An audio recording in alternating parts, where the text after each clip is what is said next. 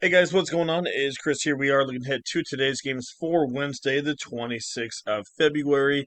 If you guys do go ahead and like the video, leave a like. I definitely do appreciate it. And hit that subscribe button as well for more NBA Fanduel lineup advice videos. So yesterday was a very interesting one. It was a really love-hate relationship yesterday. And I think you guys know where I'm going with this. If you knew anything about yesterday's slate. So the good news is premium scored 312.9. That's the good news. Cash everywhere. Awesome, awesome. If you guys want to get in on premium, like I said, definitely let us know. I don't have a screenshot of it because that's the reason why we're talking about the second part. So yeah, FanDuel and DraftKings is $25 per month each, two lineups per day, or $55 for the entire season, including the first two rounds of the playoffs for FanDuel. Like I said, scored a 312.9. That's another win for us. We're winning over, I think, 65-70% clip right now. So, I mean, that's the cheapest we've ever been. We're winning at a pretty dang consistent clip right now. Like I said, enter 50-50s and double ups with it too, and you guys will win pretty dang good. So, yeah, would love for you guys to come join us. If you guys don't want to try out the month pass, we do have a day pass, $9 for two lineups, or just $5 for one. Like I said, we do DraftKings as well. I just focus on FanDuel because in my state DraftKings used to be, but it's not now. But like I said, I used to play, and I've won over 100,000 on DraftKings as well. So, like I said, if you guys want some help on that, I can help you out as well. I just don't do videos on them. So, um, but yeah, so back to it. Like I said, scored a 312.9, which is awesome. I was playing in a bigger tournament, so I wanted to be a little bit creative with the lineup. Kind of like I did the other day with Luca, try to get some edge. And so, what I did was I went with Peyton Pritchard because without Al Horford and Drew Holiday, Peyton Pritchard plays about 7 to 8 more minutes in garbage time. I picked that one, right? Awesome pick. Well, I picked one more guy from that game. Can you guess? I bet you can guess. Anyway, yeah, Kidstaps Porzingis had those two guys in a 10-man single entry, and Porzingis was 40% owned, so six people did not have Porzingis.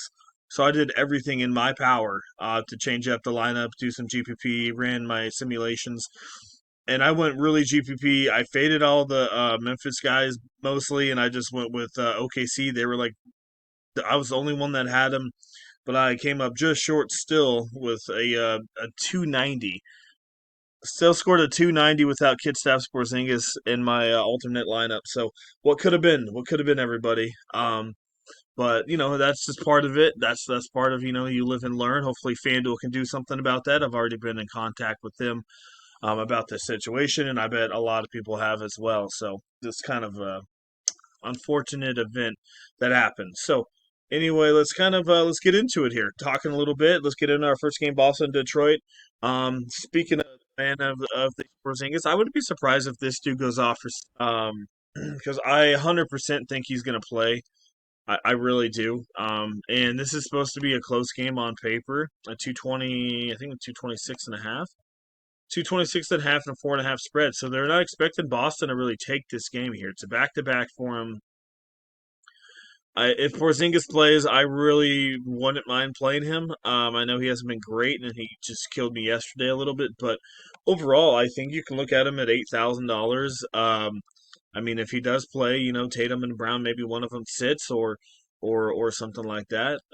Or if they all play, Porzingis has a little bit fresher legs. So um, that's kind of where I'm looking at there. See, on the Detroit side, like I said, pretty dang good defense over there, but Cade Cunningham has been pretty solid, so you can look at him in cash games. If a lot of those guys are still hurt for Boston and out, Jalen Duran and some GPPs, but for the most part, I just don't have a ton. I think Tatum and Brown, like I said, these guys are viable for sure in cash games, but like I said, I'm looking, GPP wise. So they're good plays. Porzingis is the one I would rather have if he does play. And like I said, if one of those guys are out, Tatum or Brown, that would definitely help out Porzingis. But we'll see what's going on. But for now, about that game. It's a not bad total, so just got to keep an eye on it. Portland and Washington is our next game. We have a 231, a 6.5 here, so Washington a little bit closer spread than I was expecting it to be. Yeah, so I said that either Henderson or Sharp was going to pop off last game. Didn't really pop off, but he did solid. Solid right there, 29. Just doesn't get enough minutes, here, unfortunately. So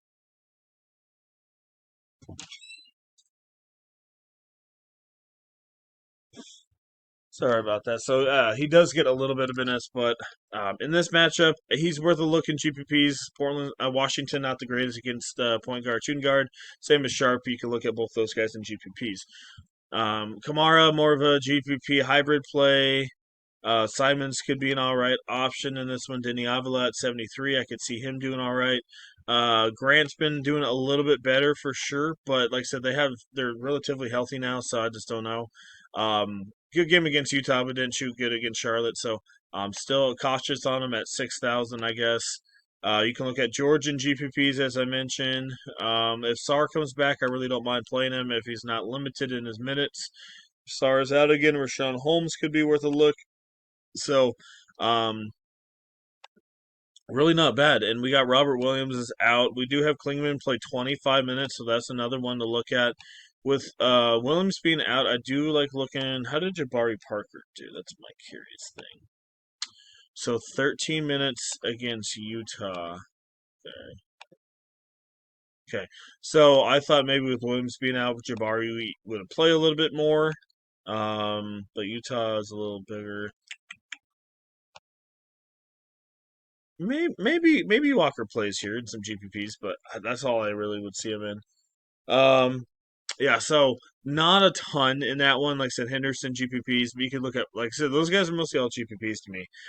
Poole, like I said, Diddy Avila could be a okay cash game. Klingman, like I said, could be an all right cash game if he keeps his minutes up. All right, Philadelphia in New York. So another one, kind of the other day that kind of screwed a lot of people was Philadelphia. They just sucked really bad. 230 and a 9.5. So um, Towns is questionable. It's a 9.5. That tells me that Towns should play in this game. We'll see what they do. They haven't played in 2.5 days, so I think Towns should be good. If not, Preston Achua is normal. Josh Hart comes into play. If OG's out, like I said, Hart comes into play even more. Maybe a little bit of McBride in some GPPs if he gets in the starting lineup. Um, One guy to maybe look at is Tyrese Maxey. One spot that New York does struggle is at the point guard position. And last time they did face New York, where are we at? Last time they faced New York was January 15th, so over a month and a half, or a little over a month and a half or so.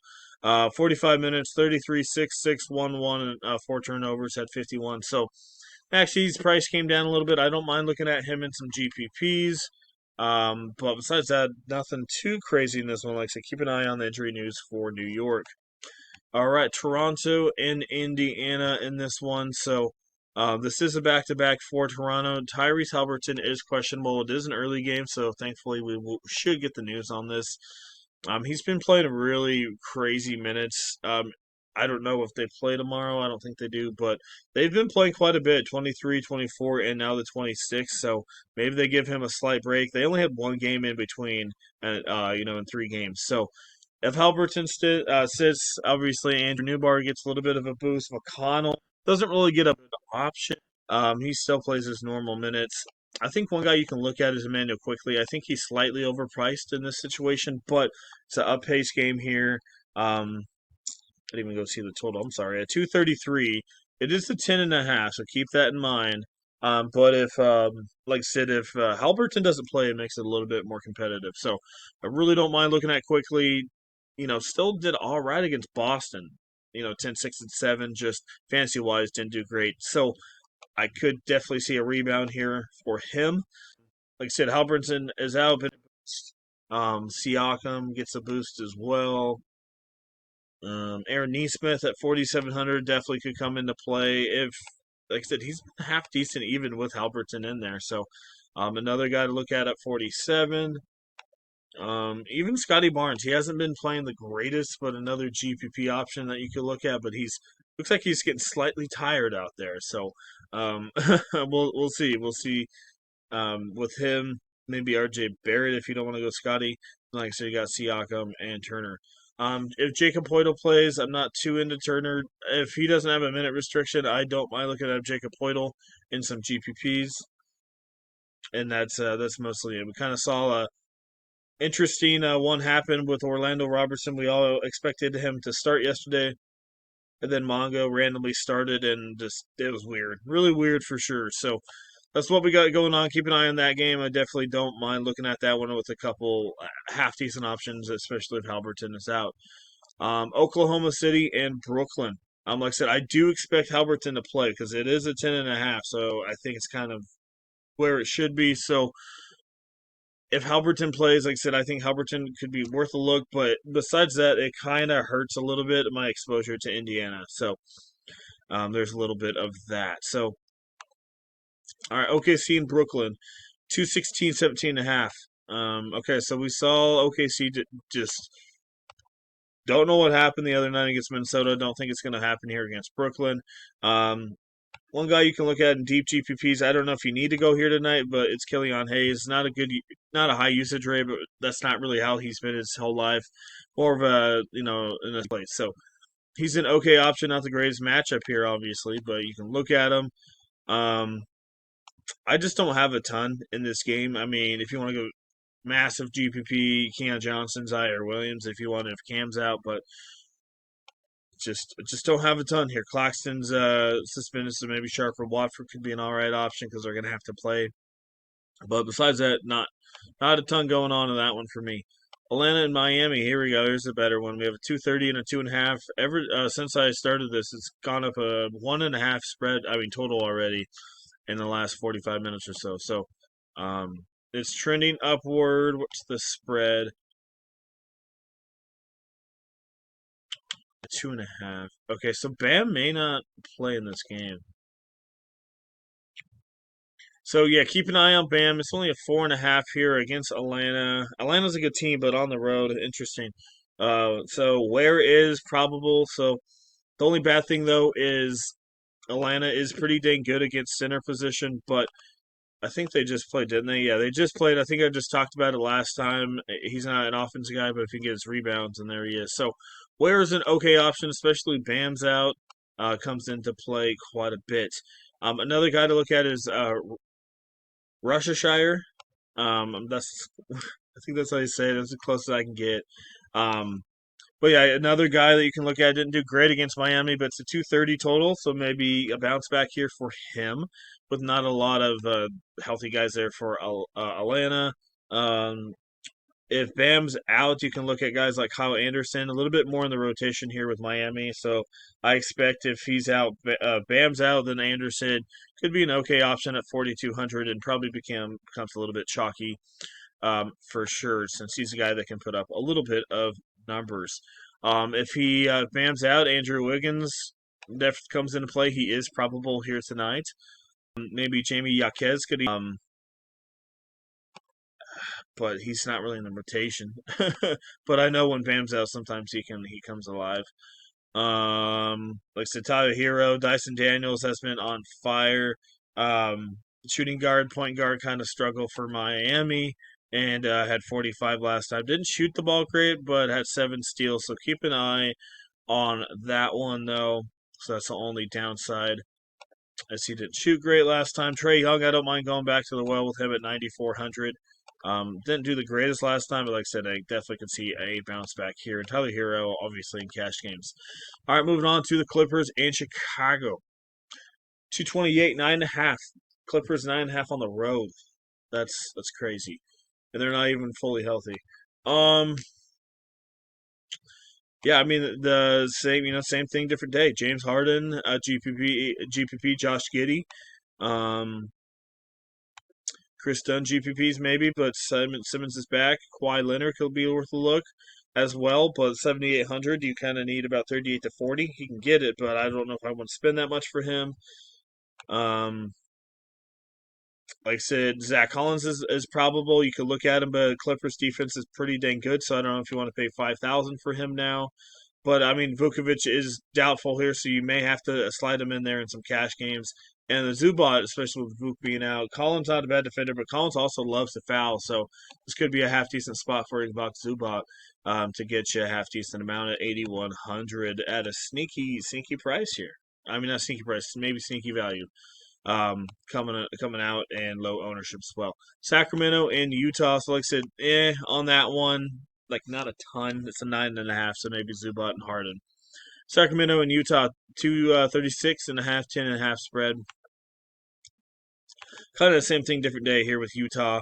Walker Kessler is questionable. He hasn't played in a couple days though, so I wouldn't be surprised if he plays here. He hasn't played in 4 days, so should be enough for illness depending on what he's got going on. If he can't play, obviously Kyle Flablowski comes into play once again. Um, uh, DeMar DeRozan once again at 7,500. Zach LaVine at 76 came up a little bit. Don't even mind looking at Clarkson. He was out for a couple games, but when he comes back, usage rate's not bad.